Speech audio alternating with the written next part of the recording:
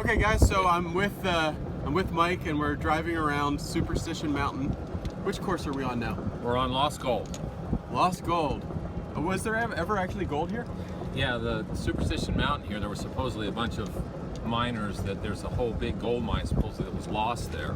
Oh. So these two courses are named after the Lost Gold, and then the other one is the Prospector, which were the prospectors that look for the Lost Gold. Oh. So there's probably still people that think they could go up there and find that gold. They still do. They still look for it. Yeah, they still go up and look for stuff. I don't know what they're looking for, but they look for it. Man, really good looking. You guys can see there's the mountains. So when they say there's gold in them, there are hills, that's probably they were talking about these. Yep. All right, so we're on a par 5, beautiful. Yeah. There's some wet stuff on that side. Yeah. And some very dry, dusty stuff on that side. Uh-huh. And very, not crazy deep, but fairway bunker. So now here's that's a lot of negatives I just put out there. You did. Yeah. You managed to cover the spectrum of where I don't want to go. Right. That's okay. I mean, for people to say don't see the trouble, that's ridiculous. Yeah. You're aware of it, you're just not overwhelmed by it. See, what you don't want to do is get up on a hole like this and say, well, oh man, I don't want to hit it in the water, because your brain doesn't understand don't. Yeah. So if you say don't hit it in the water, your brain sees an image of the water. Sees the ball going in the water and it programs the field to hit it there, because you've created a task, ball in water. Yeah. The don't it doesn't get. Yeah. So you have to walk up here and go, where do I want the ball to end up? Now, is it true with the brain that I've heard that a negative is 3 times more powerful in the brain than a positive? It's because of the chemical response that you have to negative deals. Yeah, like so, yeah, your brain really wants to avoid negative stuff. I mean, it wants positive stuff, but it really wants to avoid negative exactly. stuff. Okay. So you got to come up with, okay, there's a lake there, but I want to hit it here. That's the same as saying don't hit it in the lake. Okay, so again, we're going to go back to, as we're playing today, with your driver, what's the most comfortable shot?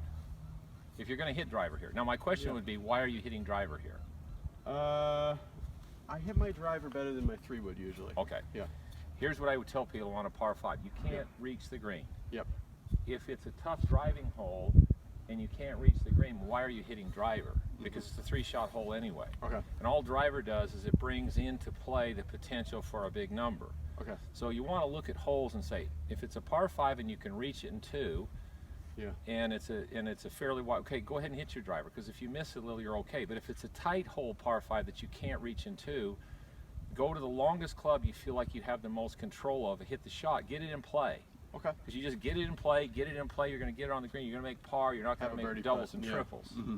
So what's the shot with the driver you're the most comfortable with? Yeah, pull draw, same. Okay, well, so we're going to do the same thing. So I want you to tee it up. So you're going to tee it up on the left side of the tee then. And you find your target line. How far away are those bunkers on the right? Now, on the right, you're not reaching them. Oh, okay. Oh, good. 280. All right, good.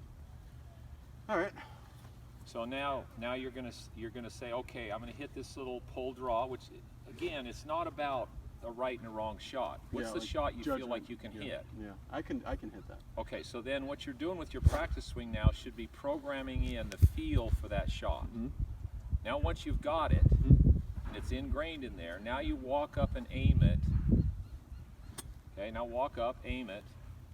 Yep. Now your brain isn't thinking of nothing. It's programming, it feels that shot. What I was just feeling in that. It feels the shot. Just really tune in on the feel. Allow yourself to duplicate the feel.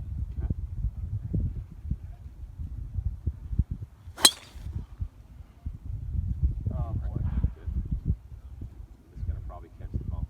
Yeah, hit the bunker. Okay, so you pulled it a little too much. Yeah, it did. All right, so right now you should be going. Yeah. What did I do wrong? Well, you pulled it a little more than you should have, so you got a little too twisty on it. Yeah, my first move down was this. Okay, so fix it. I want to do this. All right, you got it? Yeah, I got it. Now you're done. All right, now move on. Move on. Yep. Because at that point now, you've reprogrammed the shot that you wanted to feel.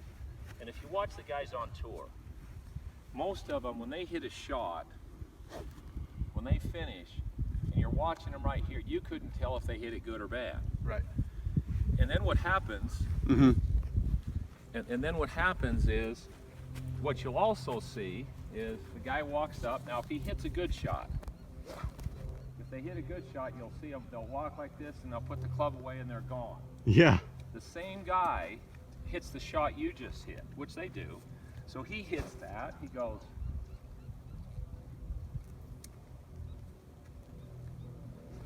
and then they go. Yep. And it's an instinct for them. Yep. Here's amateurs. They mishit a shot. Yeah. Two bad things that just happened there relative to good players. That's not neutral. See, that guy, the shot reflected on him as a person. No.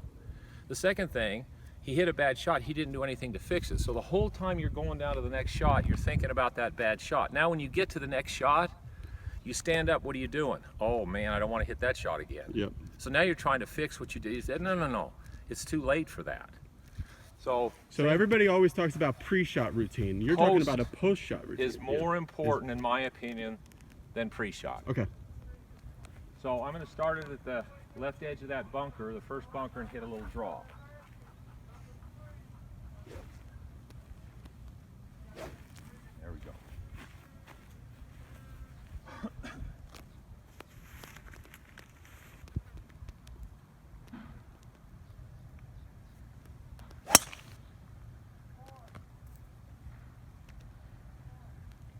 Perfect. Yeah, perfect. Great shot, Mike. Okay, so I'm feeling, I'm replaying what that felt like because I want to remember that. It's a good shot. Yeah, but no need to put a new feel in your body. And there was no, I was not real happy, I'm not sad, it's just a good shot. So let's go on to the next one. Jay, do a little pan around. This is really cool. And I can actually see all the way to the bottom of this. Yeah. Very neat. This is nice. Yeah, so, all right, so now, still a very long way to go. So here's the deal. If I were to ask you, from 150 yards in, what's your favorite shot? What's your favorite distance? What's my favorite distance? Distance. Yeah, I'd say 0 yards. Okay, so, no, okay, so 100 yards. What club from 150 yards in, if you were hitting it, did you feel from 100 to 150 yards? Okay. What's your favorite club, favorite shot? Do you have a good distance? Yeah, What would it be? Like a gap wedge from 115. Okay, yeah, so we got like 260, 275 to the front end. So you take 115 away from that, and now you've found the yardage because you want to hit it to your favorite shot. Okay. Because you're not reaching the green. Okay, most people come here and they just take a 3-wood out because they're going to try to hit it up there as far as they can. Every single inch more they think is going to help them. Yeah, but see, the tour players play to their best shots. Yeah. So if they can't get there, if you're on a par 5 and you can't hit it over the green, don't go for it.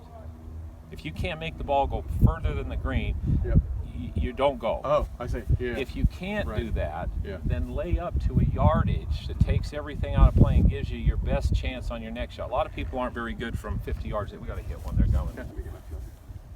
There you go. I know what I want. Now you're going to stand up. You're going to aim it, duplicate the feel, not a verbal command. Good shot. Okay.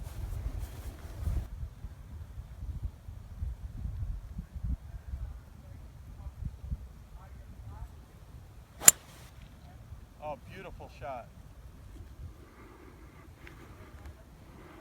Man, those 2 shots back to back.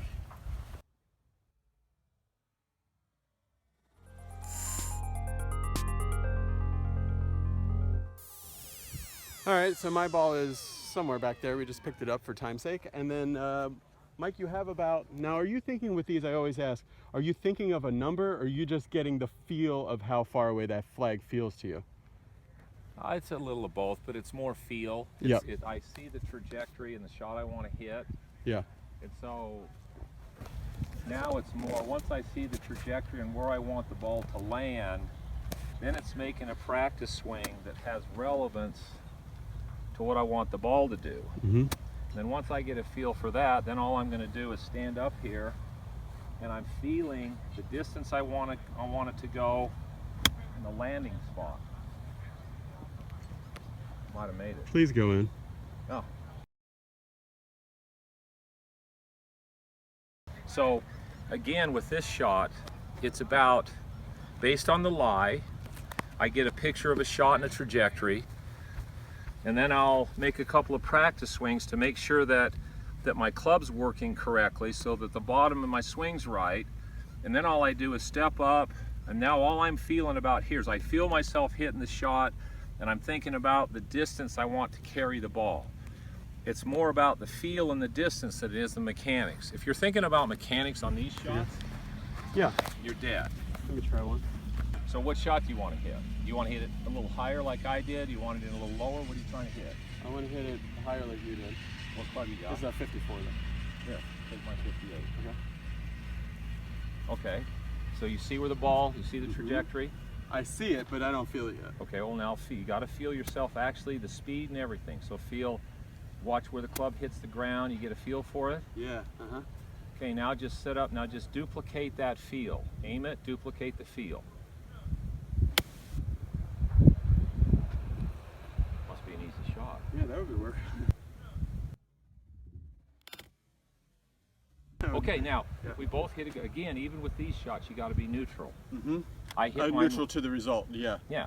Now, I hit mine well, so there's no reason for me to make a practice swing. If I would have mishit it a little bit, I wouldn't have been upset. I would have just turned around and I would have made a couple of practice swings to fix what happened. Yep. And then we go on to the next shot. That's how you have to learn to play the game. I'll grab these. Hey guys, thanks for watching that. If you liked that and you want to see more with Mike, get The Source of Power. There's a link for it in the description below. A lot of you guys have gotten it already. And anyone who gets The Source of Power, I will give you a special link to all the raw footage, basically everything I shot with Mike, in case you want even more detail. Some of the stuff was edited out.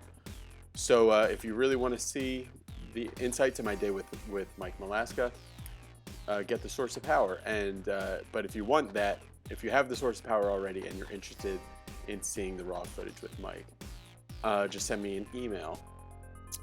And that's it. So The Source of Power, link for it is in the description below. It's me talking to 4 different like-minded teachers about how power is really created.